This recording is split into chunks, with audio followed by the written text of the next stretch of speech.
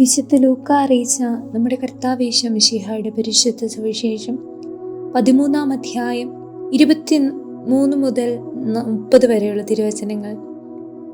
ഒരുവൻ അവനോട് ചോദിച്ചു, കർത്താവെ, രക്ഷ പ്രാപിക്കുന്നവർ ചുരുക്കമാണല്ലോ. അവൻ അവരോട് പറഞ്ഞു, ഇടുങ്ങിയ വാതിലിലൂടെ പ്രവേശിക്കുവാൻ പരിശ്രമിക്കുവിൻ. ഞാൻ നിങ്ങളോട് പറയുന്നു, അനേകം പേർ പ്രവേശിക്കാൻ ശ്രമിക്കും, എന്നാൽ അവർക്ക് സാധിക്കുകയില്ല.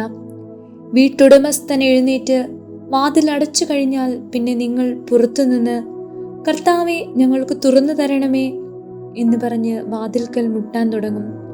അപ്പോഴവൻ നിങ്ങളോട് പറയും, നിങ്ങൾ എവിടെ നിന്നാണെന്ന് ഞാൻ അറിയുന്നില്ല.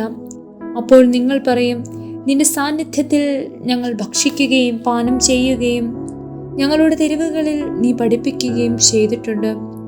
എന്നാൽ അവൻ പറയും, നിങ്ങൾ എവിടെ നിന്നാണെന്ന് ഞാൻ അറിയുന്നില്ല. അനീതി പ്രവർത്തിക്കുന്ന നിങ്ങൾ എന്നിൽ നിന്ന് അകന്നു പോകുവിൻ.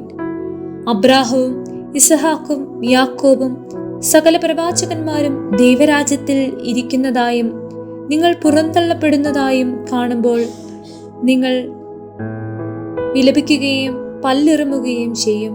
കിഴക്ക് നിന്നും പടിഞ്ഞാറ് നിന്നും വടക്ക് നിന്നും തെക്ക് നിന്നും ജനങ്ങൾ വന്ന് ദൈവരാജ്യത്തിൽ വിരുന്നിനിരിക്കും.